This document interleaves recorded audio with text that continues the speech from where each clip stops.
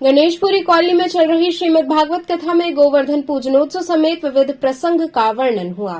Ganeshpuri colony सुसवाही में चल रही श्रीमद् भागवत की कथा का 5वां दिन रहा। व्यास पंडित प्रवीण पांडे महाराज ने बताया कि आज कथा का 5वां दिन है, जिसमें भगवान श्री कृष्ण के जन्म के बाद का प्रसंग आया। जन्म के बाद सबसे पहले पूतना राक्षसी का प्रसंग है। आगे बात करने पर व्यास प्रवीण पांडे महाराज ने बताया कि कलयुग के भगवान गोवर्धन है और ब्रज में ब्रजवासियों ने उनका पूजन किया, जिससे इंद्र महाराज क्रोधित हो गए और पूरे ब्रज में बारिश करवाने लगे। तब प्रभु ने गोवर्धन पर्वत को अपनी कानी उंगली पर उठाकर पूरे ब्रजवासियों की रक्षा की, जिससे गोवर्धन पूजा आज भी होती है। हम लोगों ने भी गोवर्धन जी की विधि पूर्वक पूजा की है। वह जब श्रीमद् भागवत कथा का श्रवण करने आई डॉक्टर गीता भट्ट ने बताया कि मैं व्यास पंडित प्रवीण पांडे महाराज से कथा सुनने आई हूं। आज व्यास जी ने बताया कि श्री कृष्ण जी की लीला को देखने के लिए स्वयं महादेव जी धरती पर आए थे और गोपी का स्वरूप धरकर कृष्ण लीला का आनंद लिया था। वहीं डॉक्टर रवि सिंह भी आज कथा में सम्मिलित हुए। जब उनसे कथा के बारे में बात की गई तो उन्होंने बताया कि प्रभु के बचपन की लीला सुनकर बहुत ही अच्छा लग रहा है।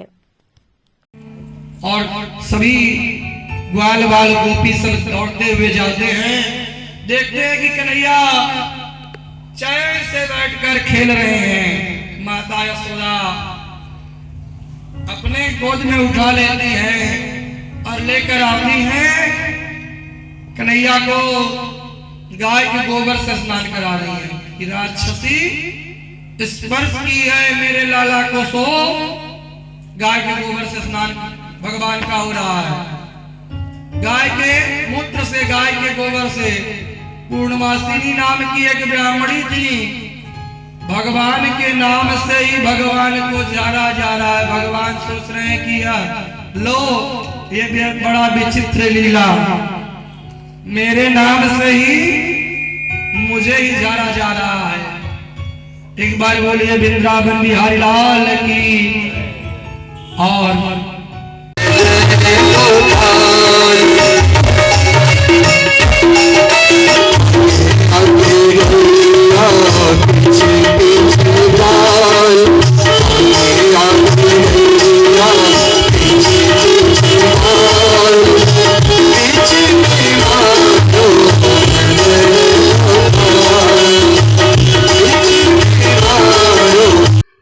आज पंचम दिवस का कथा था, जिसमें भगवान के बाल लीलाओं का वर्णन था।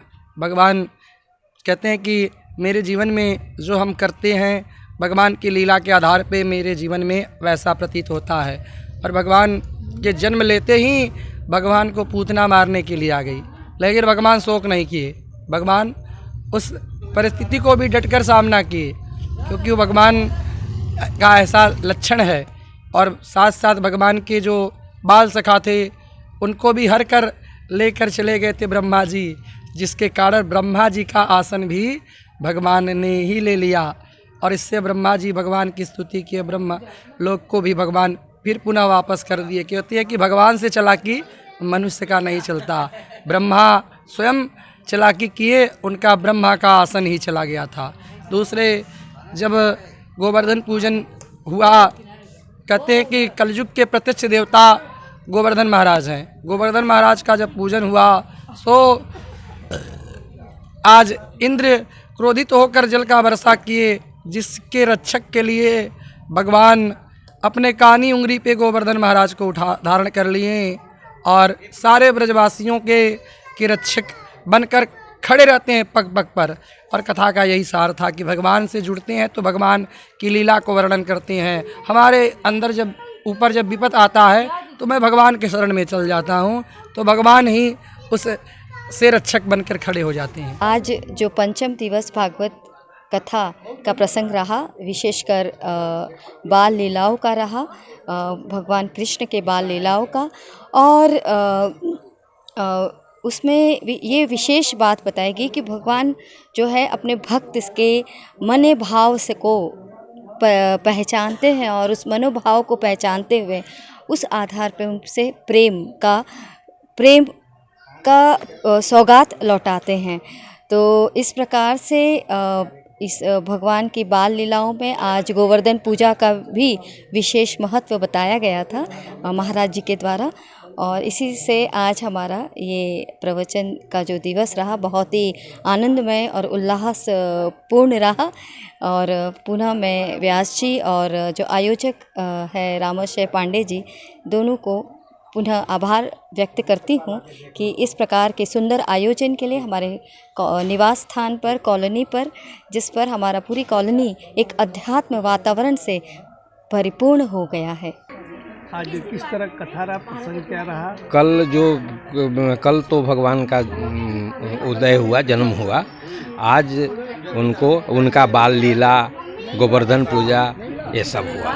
मैं यहाँ पे आया हूँ और गुरुजी के प्रवचन को सुनने के बाद मुझे बहुत ही अच्छा लगा और मुझे लग रहा है कि मैं उस अपने अतीत में चला जा रहा हूँ जहाँ पे सिर्फ भगवान के ही दर्शन होते हैं। और कुछ जानना चाहते हो तो पूछिए, मैं बताता हूँ। किस तरह का जो कथा रहा और क्या आज प्रसंग क्या रहा? प्रसंग ये रहा कि कृष्ण जी के जो बचपन के जो उनके वो थे भाव और जो लोगों को परेशान करने का एक लीला कथा था, वो सुनने को मिला। बहुत ही अच्छा लगा मुझे।